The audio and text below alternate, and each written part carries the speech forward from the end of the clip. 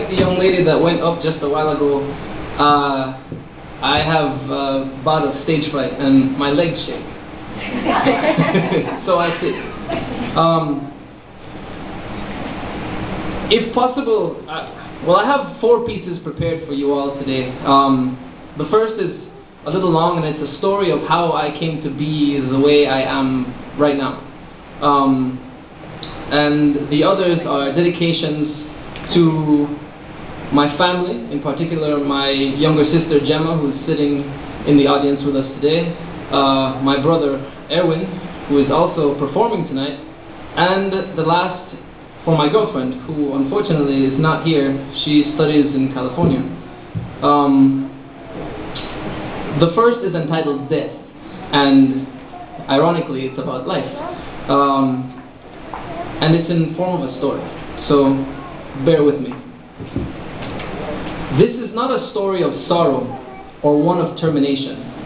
This is a story about awakening, about impermanence and freedom. Once there lived within the deepest caverns of this ever-changing shell a miser clinging to his wealth. A spellbinding sorcerer was he that with masterful illusions deceived me and convinced me that he was an immortal. A god amongst men, claimed he. To serve him was my only purpose, and for fear of everlasting torment, I yielded to his bidding.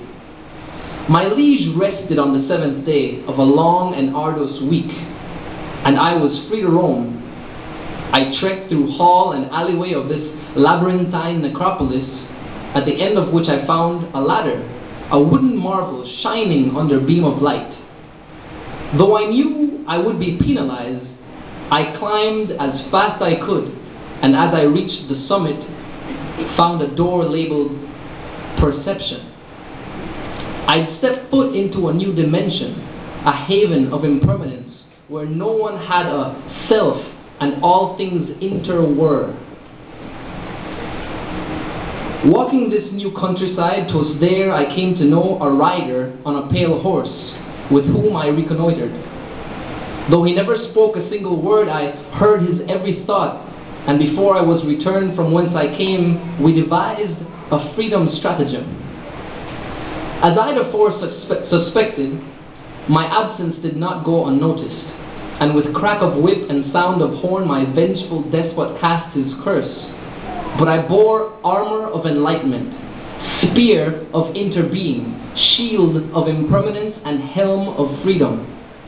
It is so that I denounced myself and challenged his resistance, his clinging to my life, a wealth that was always mine to live.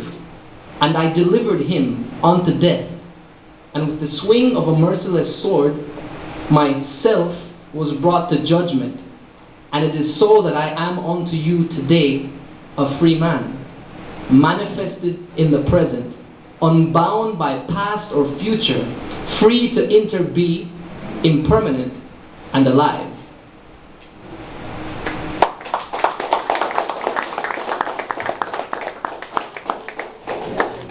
A little bit of Eastern philosophy in there, and I struggle a lot with the self and the concept of the self. So that was kind of like an ode to the self. I've been staying at my uncle's house sitting for him for the past month and a half or so. He's away on business, and I've had a lot of time away from family. And it's funny, you know, they say absence makes the heart grow fonder, and I mean I perceive it to be true. I snuck back into my parents' house and posted this on the refrigerator door a few days ago, and a day later my mom calls me and I was like, "Did you find your present?" And she's like, "Yes." I was like, "Are we talking about the same thing?" And she's like, "The fridge door?" I was like, "Yes." I wrote this with my entire family in mind, but in particular my younger sister. I don't tell her enough that I love her. This one is entitled The Garden. Father, you are the farmer's gentle hand that sowed the seed, the steady hand that held the can that carefully watered, the tender voice that sang, inspiring germination. Mother, you are the fertile earth that housed the seed, the invigorating rainfall that diligently nutrified. Sagacious, you are the sun that shone, that fueled development. Sister, you are the delicate bud that awaits its time to bloom. The ravishing red rose that awaits the morning dew, the newborn nova that illuminates the garden. And I am your ubiquitous protector that guards you efficaciously, the poised thorn upon your stem that wards away persistent predators. And like the farmer's hand, the water and the sun, I will never forsake you.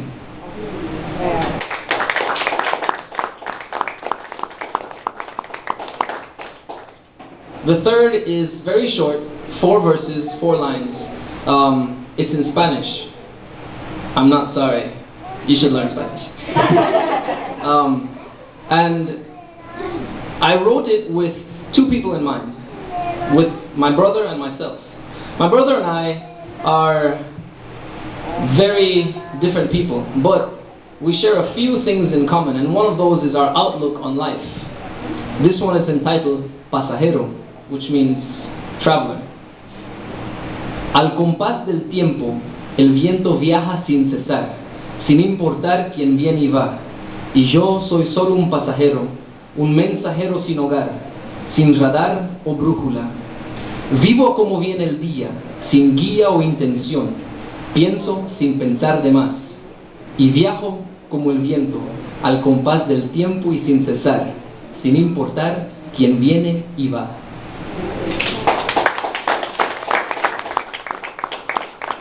And finally, this piece I wrote on the 31st of March, which is the day after my wonderful girlfriend left to go back home to California where she studies. This one's entitled Because. Because the sky is blue, your blue eyes found me, a cheerful vagabond, a proton with no orbit. Because the earth is round, I've unbound my soul and found heaven in your touch. Because the sun glows, your glowing skin warms me, melts my every care, every fear or insecurity. Because night falls, your lips call me to be free. Because the ocean's deep, your deep mind astounds me, confounds me, arouses curiosity. Because the stream meanders, my soul wanders, and so I came to you. Because the stars twinkle, your twinkling smile cheers me, surrounds me with the arms of joy's embrace. Because the breeze blows, my heart knows it's where it wants to be. Thank you.